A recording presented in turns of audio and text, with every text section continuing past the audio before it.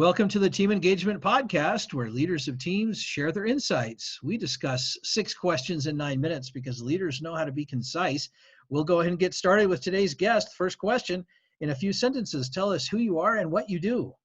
Hey, well, great to be here, Sean. My name is Al Smith. So I've been an entrepreneur since I dropped out of third year university. I finished third year, started a company in third year, and then it succeeded wildly. And so I dropped out and I've been a serial entrepreneur ever since. And then I've had such success in that people have asked me to jump in and do turnaround CEO work on bigger companies for them that have been failing. What a great story. You've got a great story. So thank you for introducing yourself that way. No Well, worries. second question, what's the best thing about working with a team? Honestly, I think that's different people will have different answers to that. But for me, I think the best thing about working with a team is the fact that you get a huge motivation when you're working as a team. That motivation when you're working as a team can drive you to a success that you could never have on your own. I think that's a really important piece. And so the other secondary piece for me is that other than the motivation, you get a lot of mindsets that help drive to a better solution than you would on your own. Often I come up with an idea and by the time it's vetted through the team, it's 10 times the idea I came up with, or someone had a better solution and that sort of thing. So I think this, for me, it's two big things. One, the motivation of just being empowered with a team. And the second, having all those minds on a topic really gives you a better result. Great tips. Thank you. Question number 3, I hear from other leaders of teams that it can be a challenge to get team members engaged. What are your thoughts?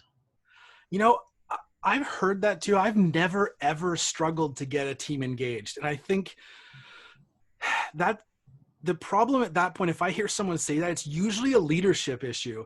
If the leader is engaged and is a caring, supportive leader, you're going to naturally get people excited and engaged in what you're doing, right? So I think if you are struggling to keep people engaged, check yourself and check your motivation and check if you're engaged or not, because the leaders, as far as like the mentality and the engagement of their teams, the leaders, that's when you're pulling your team along with your excitement and your engagement in the project, and how you are is going to drag your team, and it's going to drag it either way. It's going to take it wherever you are.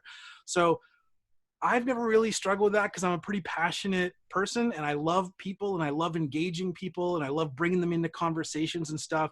So I think though that if you are struggling with that, you need to look at how you're leading your team and where you are as a leader. That is such a critical component of a successful team, is a successful, passionate leader. That's a great observation. Thank you. Well, question number 4, what other piece of advice would you give to leaders of teams? I think that the biggest piece of advice I could ever give someone is remember that you're not there to dictate, you're there to support.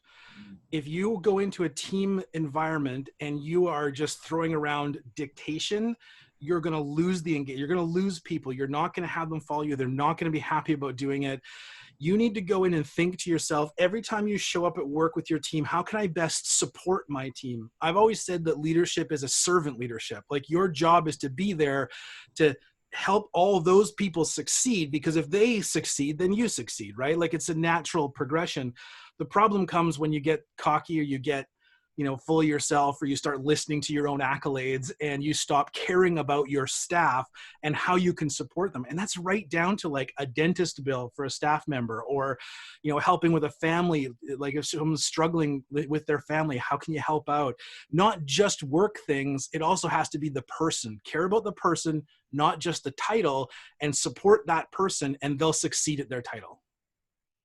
That's such great wisdom. Thank you. Question number 5, what other successful team leaders, such as yourself, would you like to recognize or that have had a special positive influence in your life?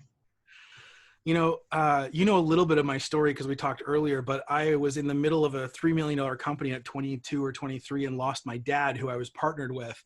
And at that moment, I panicked and looked around for mentorship, like some old gray-haired guys that could tell me what to do. And I found one in particular. His name was Art Aylesworth, and he's retired now. And he was amazing for me. He not only did he know how to lead a team, but he knew how to lead people, because really a team is about your people skills, right? So how you interact with the individual in the team is how your team acts together. So if you focus really heavily on those one-on-one relationships, that's kind of what he taught me was it's important with everyone in your organization to have a great relationship and lead them, because then in doing that, you're automatically leading your team. And so I would say he was super great. And I think his one statement he made during that time in my life, what that made the biggest difference as an entrepreneur was, he goes, Al, live in Victoria, but don't rely on it for your income. It was a small town. So he's basically saying, like, build businesses that can go global or outside of your town. Don't build businesses that are stuck here. Mm.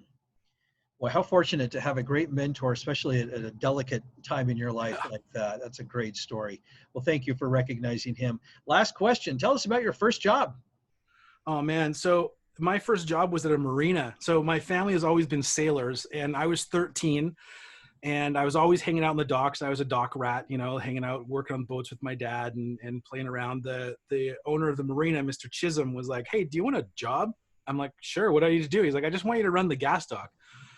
I was like, okay. I mean, he'd seen me my whole life growing up in the marina and everything. And so I was like, okay, fine. And then I found out years later, his favorite thing, because there's a big marina by Butchart Gardens where I live in Brentwood Bay, and a lot of big rental boats would come in and get gas because it's the only gas spot there. And then they'd go off to Butchart Gardens and then leave. When they would radio in and be like, I can't dock this thing at the gas dock. Can you send someone out to dock this for me? And they're like 50-foot, 60-foot powerboats. He'd send me out in the little Boston Whaler at like 13, 14 to just go out and like rip these boats in, and all the big, there was a lot of American tourists actually that came on boats up from the San Juans and stuff. They would just slip me a $20 bill and be like, kid, I don't know who you are, but that was great. Some of them were mad at me, I guess, because they couldn't do it. But I think he just did that to like make them like go learn to drive your boat, So if this 13-year-old kid can do it, then you can figure it out. Yeah, that was my first job, but it was great. Summers on the water and just hanging out, pumping gas for people, talking about boats. It was great.